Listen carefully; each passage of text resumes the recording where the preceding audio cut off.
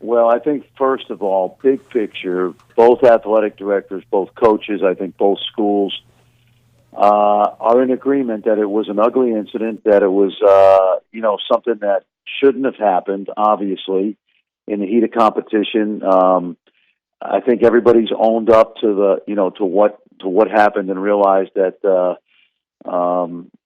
it just can't happen again. This is a great rivalry through the years, but I was really looking back on it before we get into the incident itself. I was impressed in the aftermath about the Jeff Long's apology. Bill Self and Bruce Weber were very contrite at the press conferences, which I attended after the game.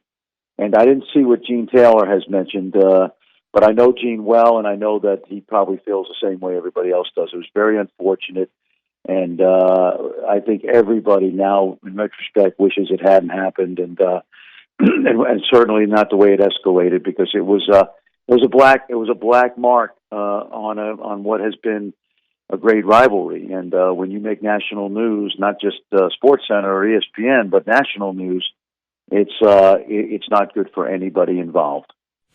What do you think the suspensions that we're going to see will be? Are we talking season-long suspensions here, do you think? Well, it all depends on what the conference. I get the officials. The officials basically, the only guy who was given a technical foul, and it's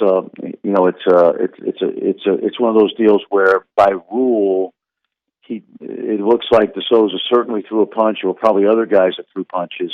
By rule, that is immediately a one-game suspension. But the conference can certainly rule and deliver a more harsh suspension for any players. If I had to guess right now, not knowing what Bob Bowlesby and the conference will do, I think it's certainly certain that Silvio De Souza will get a long suspension. Now, by long, I advocated for a season-long ban, and in retrospect, that may be a little harsh. We'll have to see, but it's certainly going to be more than one game. There's no question in my mind that'll happen. It looked like James Love came off the bench and threw punches from Kansas State. By the way, that's the most effort I've seen out of him in 3 years. And I think David McCormick certainly threw punches and was involved in some other stuff there. Everything else that happened, like I noticed Marcus Garrett in the middle of it, and it looked to me when I watched the video that he realized that that's a section behind the basket where a lot of physically challenged people get to watch the game from. And it almost looked like he was trying to protect some of those people. I don't know that for sure, but I think when the film is all sorted out by the conference, it'll be adjudicated, I think, in a fair manner.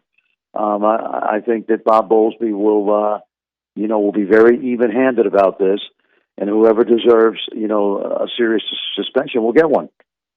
Well, you bring up a good point there, in that it spilled over into the handicap section there at Allen Fieldhouse. Yes. To you, does that add to what the punishment should be here? Would it be different had it just taken place on the court? No, I don't think so. I mean, luckily it was, the way the student section is at Allen Fieldhouse, as you know, John, it's kind of there's a wall there, I don't think really that should have anything to do with it. To my knowledge, nobody was seriously injured, and that's a good thing. Nobody mentioned to me after the game that anybody was hurt, and hopefully in the ensuing time nobody has been injured. But no, it's one of those unfortunate heat of the moment confrontations that happens, in college basketball, at least at this level, the high major level, maybe every 5 or 7 or 8 years, in my experience. And when it happens, it's ugly. It's got to be dealt with. There's an element of sportsmanship that was missing in that scenario. And again, I'm confident that the league will adjudicate the punishment in a fair manner. One other part of this that seems to get a lot of debate is it all starts with Dejuan Gordon taking the ball there from Silvio De Souza. Would you call that inappropriate? How would you classify what Dejuan Gordon's action was there? Well, first of all, and I heard Coach Weber's comments. First of all, Coach Weber's about the right things in the game, as is Coach Self, and I think they kind of agreed. I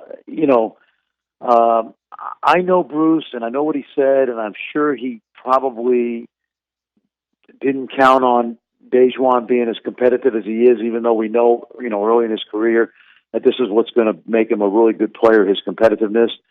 But in those situations when I coached, I explained to the guys, look, we're down 11 or we're down 15. They're running out the clock. That's all we need to do. Let's get out of here, shake hands, get on a bus, and get home. Now, Dejuan, we saw it this year, early in the year, with a kid from Monmouth doing the same thing in Allen Fieldhouse, steals the ball, goes down and dunks it. Bill Self said he didn't have a problem with the kid playing to the final whistle. He didn't have a problem with Silvio De Sousa going back down the court, blocking a shot. But then Silvio stood over Dejuan. That really started the escalation. And then, the pushing, the shoving, ultimately punches thrown, and then obviously ending with De Sousa picking up the chair. And luckily, Jerence Howard is probably the MVP here, assistant coach at KU, because it seemed like he disarmed Silvio before he could do anything. I said chair, but I guess it was a stool. So, it is what it is. It was a highly competitive situation, and Dejuan probably won't do that again. It's just probably something that he hasn't been, it's probably something taken for granted that, Bruce probably now in retrospect says, maybe I need to actually practice that situation. But no one practices the final seconds of a game where you're down 15 to 20 points. Real quick, Fran, before I let you go, where do you think K-State goes from here in terms of just their actual season? Is this just a blip on the radar kind of a season for Bruce Weber with the talent coming in next year? I think so. I definitely think so. I mean, you lose 4,500 points, and, with Bruce, there's no quick fixes. It's going to be, for the most part, high school kids who are going to grow up and develop, much like we saw Stokes and Wade and Barry Brown do. I know about the class coming in. I really do like this freshman class. David Sloan was terrific last night, the JUCO transfer. And, this is what happens when, the one thing I would tell you, the one danger of recruiting high school kids right now in college basketball, unless they're one and done guys, you are going to grow with them, and there are going to be growing pains. Baylor's done it with some high school kids, but lots of transfers. College basketball is about getting old and staying old. And unfortunately, in this situation at K-State, they got old last year, but they didn't stay old, and they're going to have to go through growing pains with these young kids, probably this year and next year. And then I think the future looks very bright. Fran, really appreciate you taking so much time for me here. Love listening to you on the call. You're the best, and hopefully we'll talk to you again soon.